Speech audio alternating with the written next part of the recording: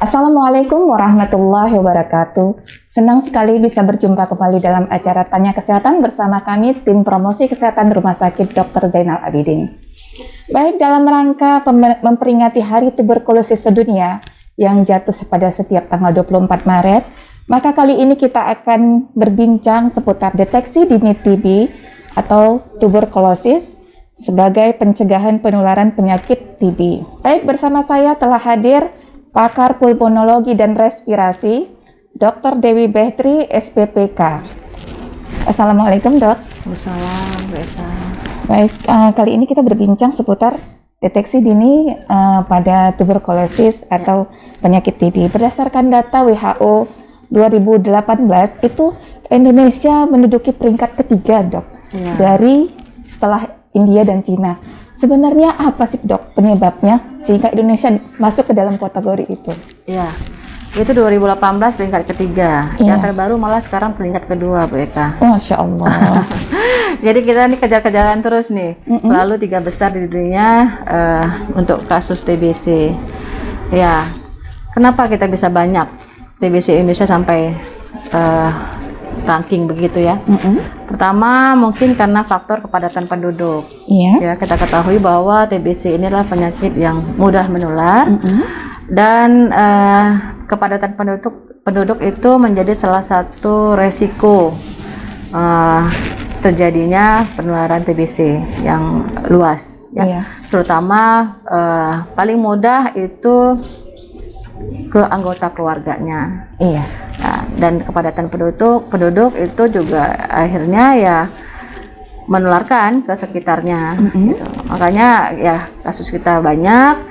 Kemudian mungkin masyarakat kita nih yang dari sudah diketahui penyakit TBC terus tidak mau berobat dengan segala macam alasan. Kemudian ya karena tidak berobat ya semakin banyaklah penularannya. Berarti apa, kurang informasi kah, Dok, atau tidak mau tahu? Bagaimana, Dok, kira-kira? Kalau saya rasa sih kalau kurang informasi sudah tidak lagi ya, karena era sekarang ini kan informasi mengenai TBC bisa dengan mudahnya didapatkan. Tapi ada sebagian masyarakat kita yang menganggap bahwa kalau ada contoh misalnya ada keluarga yang batuk darah, itu masih dianggap sebagai penyakit yang apa ya istilahnya kalau di kita serbuk ya, istilahnya serbuk atau diguna-guna. Jadi itu mereka mendahului pengobatan alternatif istilahnya, berobat kampung. Jadi datang ke rumah sakit itu nanti setelah berobat ke sana kembali tidak sembuh barulah datang ke rumah sakit. Atau kemungkinan yang lain adalah masyarakat itu banyak mencoba mengobatin sendiri dulu. Sakit batuk beli obat sendiri di apotek. Kemudian setelah nggak sembuh baru datang. Kemudian ya etika batuk tidak dijaga. Masyarakat kita mungkin masih kurang dalam menjaga etika batuknya. Jadi kan harusnya kalau batuk itu tidak boleh dilepas saja begitu, harus ditutup dengan tisu. Kemudian tisunya dibuang, jangan buang ludah sembarangan, gitu kan. Kalau sekarang sih karena semuanya sudah bermasker, sudah agak lumayan. Tapi waktu sebelum terjadi pandemi masyarakat kita disuruh pakai masker tuh agak susah. Di rumah sakit sendiri masyarakat pasien yang datang pakai masker tuh pas di depan kita. Tapi begitu keluar dari poli misalnya atau keluar dari rumah sakit masker sudah dibuka. Intinya pemahaman dalam masyarakat itu masih sangat kurang dan masih berbeda-beda. Baik, jadi karena pemahaman masyarakat di dalam masyarakat itu berbeda-beda, sebenarnya pengertian dari tuberkulosis itu sendiri apa, Dok? Ya, penyakit TBC atau tuberkulosis itulah penyakit infeksi yang umumnya menyerang bagian paru, ya, yang disebabkan oleh kuman Mycobacterium tuberculosis. Itu bakteri ya, Dok? Ya, bakteri. Beda dengan virus ya, Dok? Bukan virus, ya, bukan virus, bukan karena pengaruh pekerjaan. Kadang pasien menganggap bahwa karena faktor debu atau faktor pekerjaan di mana gitu, makanya kena TBC. Sementara bahwa TBC itu adalah disebabkan oleh bakteri atau kuman. Ya, itu tuberkulosis. Bakteri itu bisa menyerang apa saja, Dok? Ya, secara umum memang dia menyerang bagian paru, tetapi dia bisa mengenai juga organ lainnya. Yang paling sering itu adalah misalkan pada anak itu terkena di kelenjar, ya, yang dikenal sebagai TB kelenjar. Pada dewasa itu bisa menyerang kemana saja, ya, bisa ke TB tulang yang juga sering kita temukan, ya. Kemudian bisa juga bahkan ke otak, meningitis TBC, bahkan ke payudara, ya, meningitis TB cut ya, sorry, ya, TB kalau cut gitu aja, ya, dan nanti tahu. TB payudara yang kita kenal dengan mastitis TBC, dan semua organ bisa kena. Semua organ berarti dari ujung sampai ujung. Iya, semua organ di tubuh kita bisa terkena TBC. Jadi itulah pentingnya deteksi dini ya, Dok, ya. Betul. Ya. Baik. Untuk resiko, siapa saja yang beresiko, Dok? Untuk resiko semuanya bisa. Semua orang bisa. Ya, tetapi yang paling tinggi resikonya itu pada anak-anak dan orang tua. Dan satu lagi pada pasien dengan penyakit komorbid.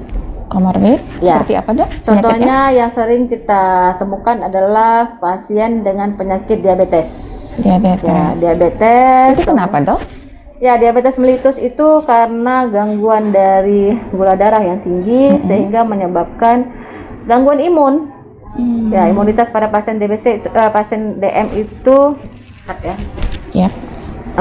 Pada pasien DM itu imunitasnya rendah. Pada pasien. Ya, sehingga mudah berkembang penyakit TBC di tubuhnya 3-5 kali lipat. Ya, berarti pada pasien-pasien yang mempunyai imunitasnya terganggu, ya, itu beresiko itu juga, beresiko. Ya? Diabetes mellitus, satu lagi penyakit HIV/AIDS. Ya, itu juga sangat beresiko terkena TBC. Kemudian penyakit lainnya, penyakit kanker, itu juga sering kita temukan. Gangguan ginjal, pasien-pasien yang gagal ginjal itu juga sering ditemukan ada penyakit TBC di tubuhnya. Ya. Untuk tanda dan gejalanya itu bagaimana ya, Dok? Ya. Tanda dan gejala penyakit TBC itu ada 2. Khasnya itu yang pertama dari gangguan pernapasan. Ada batuk yang dirasakan tuh lebih dari 2 minggu. 2 minggu. Ya. Kemudian ada keluhan batuk darah. Ya. Kemudian juga pasien merasakan kadang-kadang sakit di dada, nyeri dada. Ya. Dada kiri, kanan, Dok? Ya, bisa di mana aja tergantung nanti di mana lesi dari TBC-nya. TBC-nya. Ya. Umumnya TBC lesinya di apek di bagian atas, ya. Kemudian nanti jika penyakit TBC-nya sudah berat, ya, bisa merasakan sesak. Ya, itu tadi gejala khas dari respirasi. Kemudian nanti ada gejala khas sistemik, istilah kita. Itu pasien merasakan demam yang tidak terlalu tinggi. Ya. Berarti demamnya sedang-sedang. Ya, kira-kira berapa derajat? Tidak terlalu tinggi. Dia demamnya subfebris itu sekitar 37,6, 37,7. Ya. Jadi tidak merasakan demam tinggi segitu enggak. Apa ada khas? Apakah malam saja atau paling merasakannya itu biasanya pada sore hari. Sore atau malam hari rasakannya, ya. Kemudian nanti ada gangguan keringat malam biasanya. Keringat malam ya, pada pasien badan? merasakan pada malam hari itu peluhnya lebih banyak, keringatnya lebih banyak. Bahkan mungkin pada saat dia tidur dia merasakan kok bantalnya lebih terasa basah gitu. Nah, itu istilah kita keringat malam. Kemudian ada nanti penurunan nafsu makan sehingga akhirnya disertai dengan berat badan yang menurun. Penurunan berat badan. Itu biasanya terjadi dalam beberapa bulan yang sudah dirasakannya. Baik, berarti punya khas tersendiri dalam tanda dan gejalanya. Yang jelas jika kita merasakan batuk lebih 2 minggu, sudah diusahakan minum obat atau mungkin berobat ke dokter, diberikan obat yang secara umum diberikan tetapi tidak perbaikan, maka kita memikirkan jangan-jangan penyebabnya TBC. Iya, apakah untuk semua TB mempunyai gejala yang sama, Dok? Ya, khasnya seperti itu pada pasien TB paru. Baik, sekarang kita kupas satu-satu ya, Dok. Ya. untuk TB paru mungkin seperti yang dokter jelaskan tadi, batuk khas, berdarah, itu kan. Tapi untuk yang kelenjar, khusus pada anak, itu bagaimana dok? Nah, biasanya ditemukan ada pembesaran kelenjar pada anak. Ya. Kalau pada anak, TB anak itu memakai sistem scoring. Ada beberapa poin yang akan dinilai. Jika poin tersebut lebih dari 6, maka anak tersebut didiagnosis sebagai TB anak. Biasanya itu anak biasanya terpapar dengan orang tuanya ya, orang dewasa. Nah, berarti scoringnya tergantung seberapa ada beberapa scoring, yaitu saya lupa.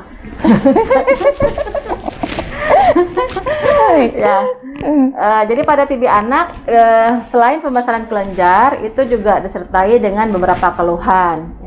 Ada batuk-batuk juga, batuk-batuk yang sifatnya hilang timbul. Tapi hati-hati pada anak, harus dipastikan dulu apakah batuknya karena TBC atau karena alergi. Kemudian juga demam, sering demam pada anak. Demam, bolak-balik demam. Bolak-balik demam. Tanpa sebab atau? Tanpa sebab. Sudah diobatin juga tapi tidak ada perbaikan. Kemudian dilakukan mantuk tes. Mantuk tes. Jadi kalau mantuk tesnya durasinya lebih dari 1 cm atau 10 mm, maka itu yang positif. Dianggap positif. Kemudian nanti pada anak itu juga dilihat apakah berat badannya menurun atau tidak. Satu lagi ditambah dengan pemeriksaan radiologi. Ronsen torak. Dan yang paling penting poin yang berikutnya adalah riwayat kontak dengan pasien dewasa yang dahaknya positif. Bisa jadi bagian dari keluarganya. Bisa jadi mungkin orang tuanya atau orang serumah dengan anak tersebut yang memang diketahui sebagai penderita TBC dan dahaknya positif. Jadi ada 6 poin. Yang nanti akan dinilai poin-poin tersebut jika lebih dari 6, maka itu anak didiagnosis sebagai TB anak. Baik, jadi para orang tua wajib waspada. Jadi ketika ada tanda gejala yang seperti dijelaskan, mungkin bisa langsung menuju ke dokter spesialis baru ya dok ya? Kalau anak kita sih langsung ke dokter anak. Dokter anak baru.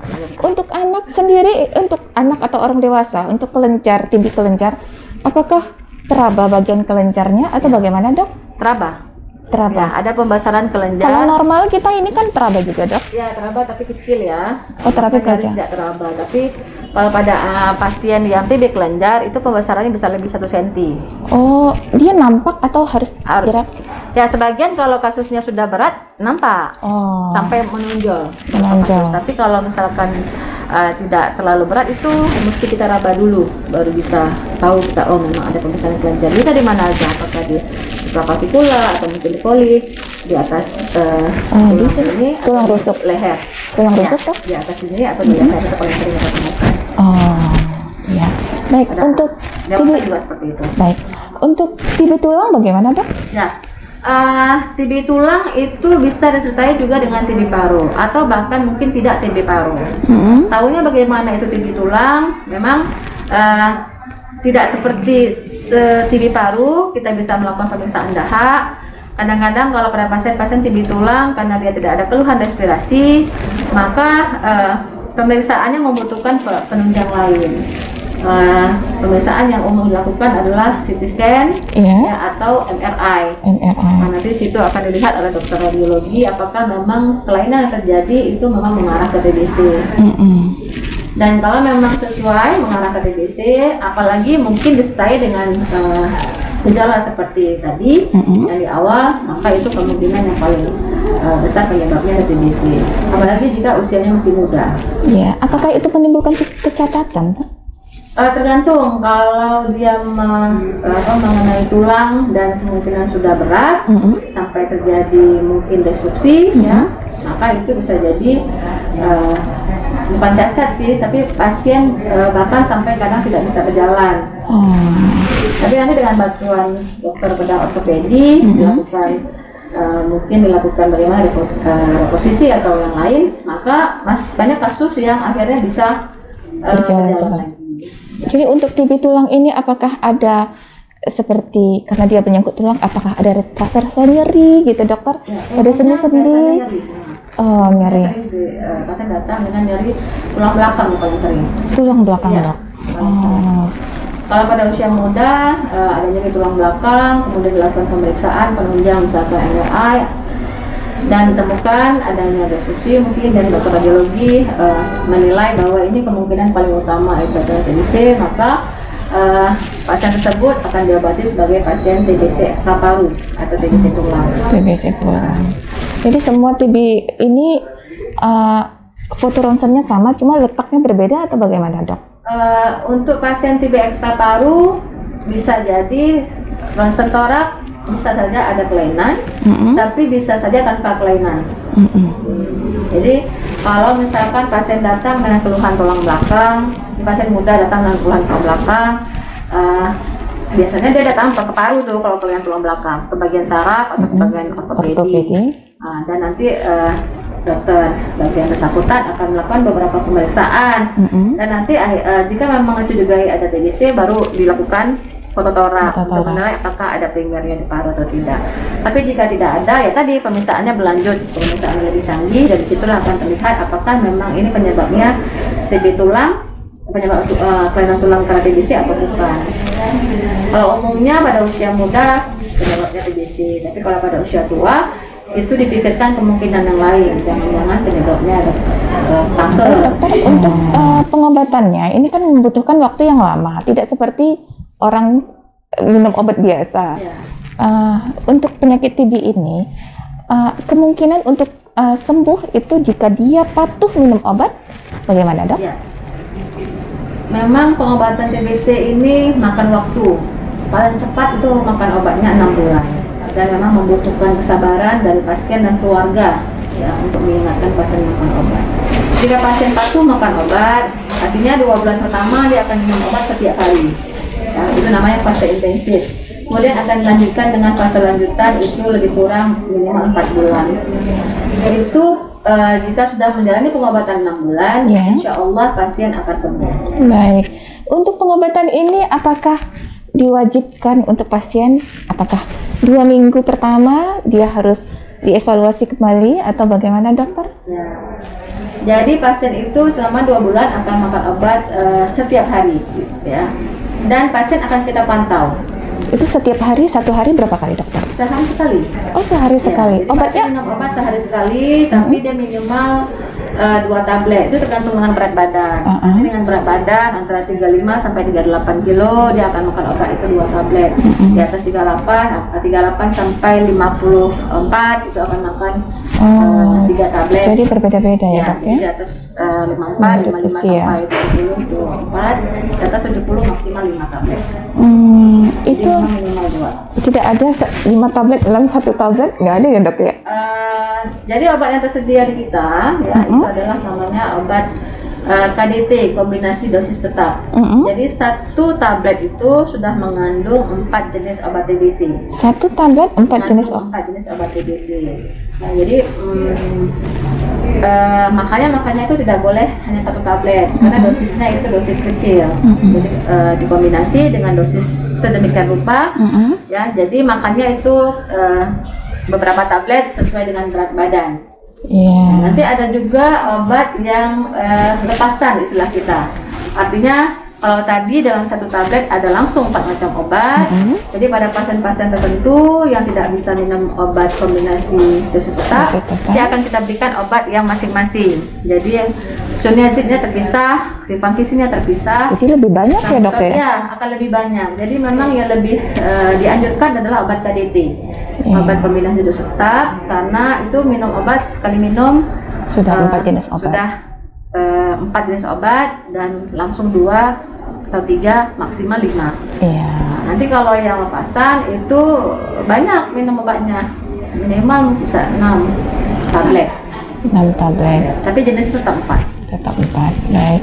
Bagi pasien yang tidak patuh, dokter, ketika dia minum obat 2 minggu, rasa badan sudah enak, gejalanya juga sudah pokoknya enak, badannya sudah tidak lemas, tidak ada batuk. Itu bagaimana, dokter? Apakah ada kemungkinan untuk menularkan kembali atau ada terjadi seperti dokter bilang tadi resistensi obat? Ya. Jadi pasien memang setelah makan obat biasanya dalam waktu 2 minggu akan merasakan perbaikan. gejalanya akan berkurang, batuk berkurang, kemudian sudah mau makan, pasien merasa sudah sembuh gitu, pasien merasa sudah enakan, sudah sembuh. Yang sering terjadi setelah 2 minggu dia kadang-kadang berhenti. Nah, 2 minggu atau 1 bulan atau 2 bulan bahkan itu kadang-kadang dia berhenti karena merasa sudah enakan, sudah merasa sembuh. Sudah enak ya. Nah, itu akan beresiko. Resiko apa yang mungkin terjadi adalah pasien akan resiko menjadi TBC kebal obat. TBC kebal obat. TBC kebal obat, atau kita istilah lainnya adalah TBC resisten obat atau TBRO. Nah, kalau sudah seperti itu, maka pengobatannya akan lebih sulit. Iya. Nah, jadi memang pada pasien-pasien yang kita diagnosis sebagai TBC, dia harus berobat di satu tempat yang sudah diketahui sebagai apa ya istilah kita, sudah menjalankan program DOTS. Program Ya, DOTS. artinya pasien datang ke situ sudah akan tercatat dan akan dipantau dan dievaluasi dari awal pengobatan sampai akhir pengobatan 6 bulan. Sampai pasien tersebut kita nyatakan sembuh atau selesai dari pengobatan 6 bulan. Baik, jadi modalnya hanya patuh dokter ya? Modalnya patuh. Patuh dan tepat minum obat. Ya, minum obat di satu waktu yang sama, maka insya Allah pasiennya insya Allah sembuh. Nah, ini yang namanya manusia dok ya, lupa. Ya. Jadi kalau dalam satu waktu dia lupa, apakah bisa, bagaimana, apakah bisa double minum obat di hari berikutnya atau bagaimana dokter? Itu memang sering ya, Iya. pasien sering lupa minum obat.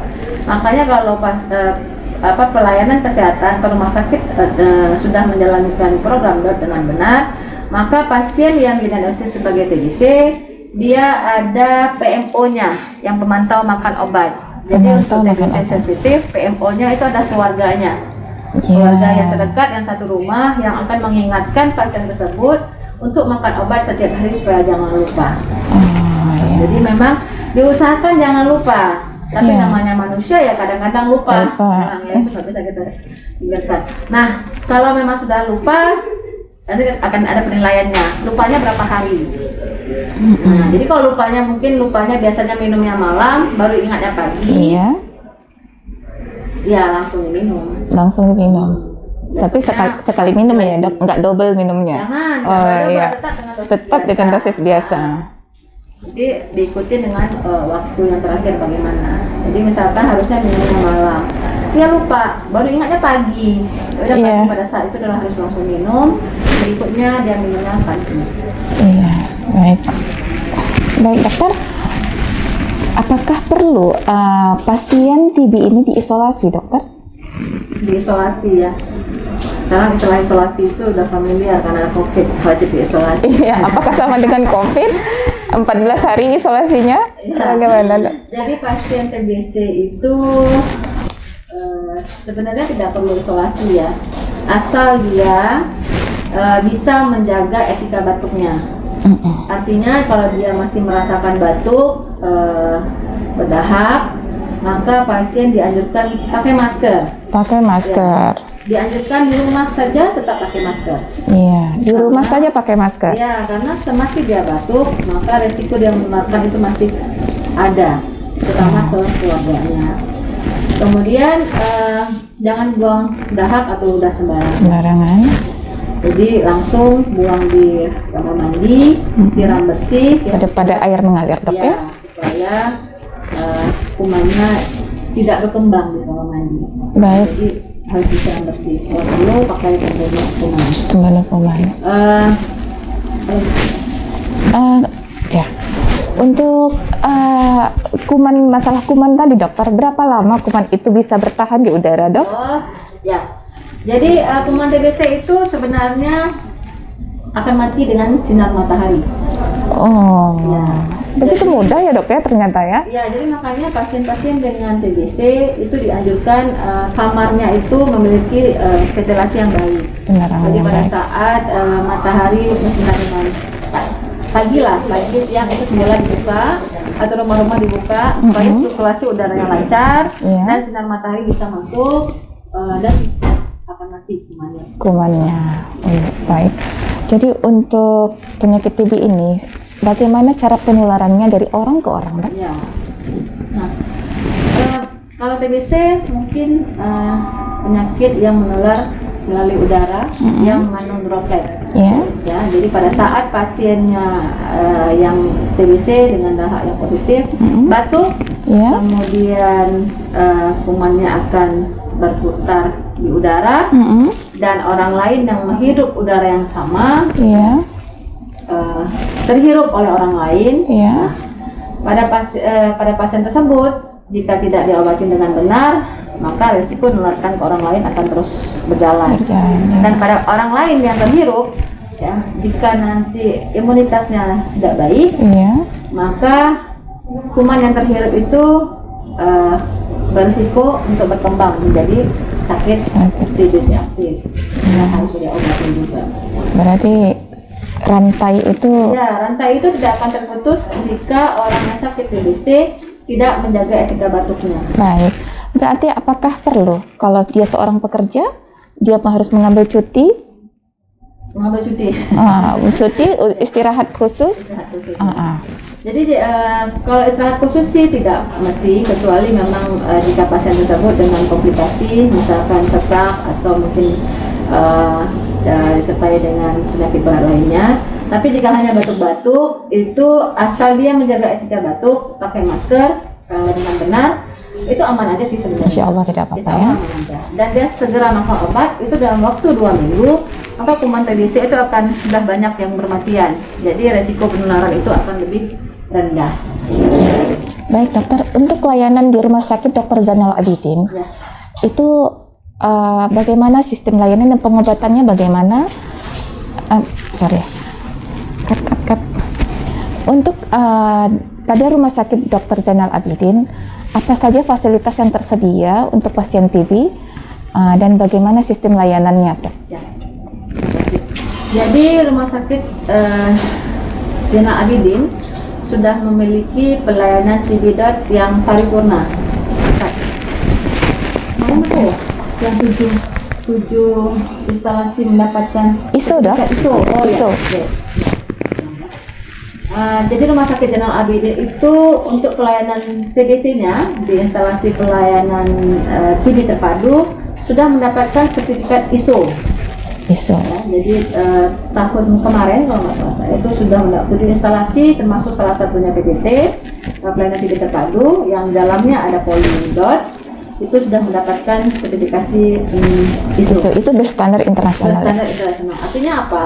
Bahwa pasien yang datang ke kita itu akan dilayani. Itu satu pintu. Satu pintu artinya adalah para pasien datang, mendaftar, kemudian konsultasi dengan dokter, sampai mendapatkan obat, itu berlangsung di instalasi pelayanan TB terpadu. Jadi pasien tidak perlu lagi mesti ke bergabung dengan poli-poli lainnya. Pendaftaran tidak perlu bergabung dengan poli-poli lainnya. Langsung bisa ke PoliDots. Jadi mulai dia konsultasi dengan dokter, kemudian diperiksa oleh dokter, sampai diputuskan dia TBC dan mendapatkan pelayanan pengobatan TBC sampai 6 bulan itu di PoliDots. Baik, itu gratis semua ya, Dok ya? Gratis. Nggak bayar. Karena memang program pengobatan TBC ini adalah program Kementerian Kesehatan yang semuanya, bahkan pemeriksaan juga gratis. Bukan hanya di rumah sakit. Kalau rumah sakit kan rumah sakit kita memang rata-rata pasien yang pakai BPJS kan memang gratis.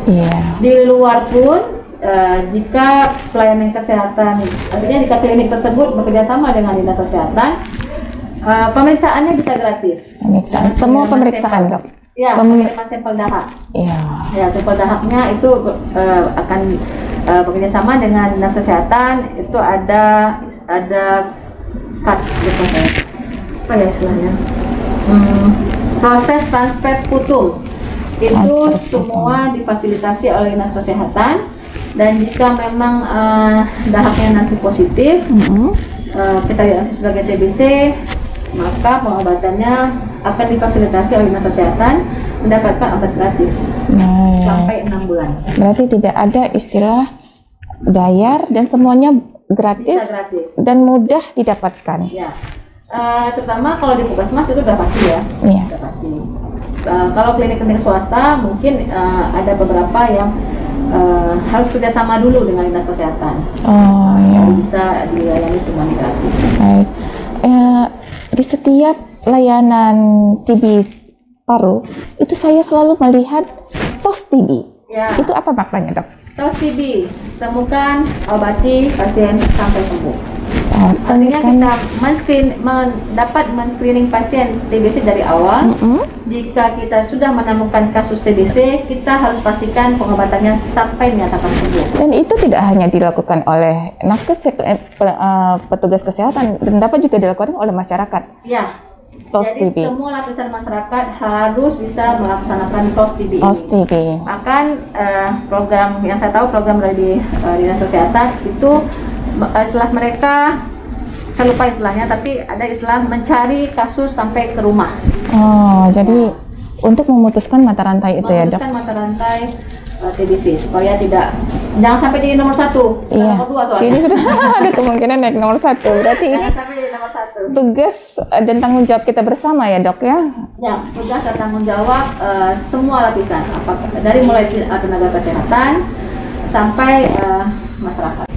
Nah, dokter, untuk screening pada pasien TB itu apa saja yang bisa kita lakukan, Dok? Ya. Jadi pasien yang datang ke kita dengan keluhan respirasi, adanya batuk lebih 2 minggu, kemudian ada batuk darah misalnya, atau ada nyeri dada, bisa disertai dengan atau tanpa sesak nafas, dan ada keluhan sistemik, demam yang tidak terlalu tinggi, kemudian berkeringat malam, dan bahkan penurunan berat badan, maka pasien tersebut kita anjurkan untuk menjalankan pemeriksaan. Pemeriksaan pertama yang kita anjurkan adalah pemeriksaan dahak. Pemeriksaan dahak itu dahak 2 kali, pagi dan sewaktu. Itu harus dahak ya? Iya, dahak, bukan ya. air liur, Dok. Bukan air liur ya. Tapi untuk saat ini pemeriksaan dahak bisa dilakukan sewaktu-sewaktu. Artinya tidak mesti datang pagi, tapi pada saat dia datang ada dahak yang bisa kita periksakan, maka itu boleh langsung diperiksakan. Karena nanti pemeriksaannya itu dengan menggunakan pemeriksaan TCM, tes cepat molekuler. Jadi dengan pemeriksaan dahak, bahkan jika kumannya sangat sedikit, itu bisa langsung terdeteksi oleh pemeriksaan tersebut. Kemudian pemeriksaan berikutnya adalah jika dari hasil pemeriksaan dahak tidak kita temukan kuman TBC-nya, maka kita lanjutkan dengan pemeriksaan berikutnya, yaitu pemeriksaan radiologi. Lakukan pemeriksaan fototorak. Nah, nanti dari fototorak tersebut akan kita nilai apakah gambaran lesi yang ada itu sesuai dengan TBC atau tidak. Biasanya gambarannya itu bagaimana? Apakah ada titik-titik putih atau bagaimana, dokter? Gambaran di radiologi itu tergantung dengan luas derajat penyakitnya, tergantung dengan lesinya. Ada pasien datang dengan keluhan, dia keluhannya baru batuk saja sudah datang ke kita, artinya penyakitnya belum lama dia derita ya. Pemeriksaan dahak mungkin tidak ditemukan. Nah, pemeriksaan radiologi bisa saja bayangannya hanya lesi berawan, titik-titik putih ya, gambaran putih sedikit di atas. Tapi nanti jika ada pasien datang dengan kondisi yang mungkin sudah lumayan, sakitnya sudah lama, dilakukan pemeriksaan dahak, dan jika dilakukan pemeriksaan radiologi bisa saja kelainan di parunya sudah luas. Bisa saja sudah ada kavitas istilah kita, atau bahkan mungkin bisa putih hampir seluruh lapangan paru, bisa saja.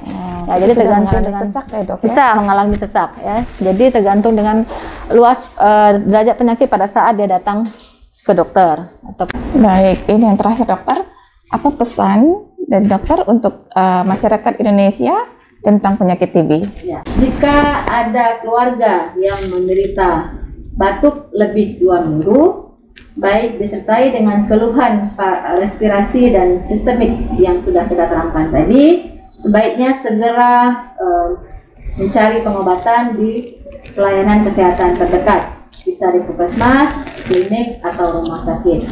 Dan jika memang sudah diketahui dan diobati sebagai TBC, pastikan pengobatannya dilakukan sampai dengan dinyatakan sembuh oleh dokter di rumah sakit setempat.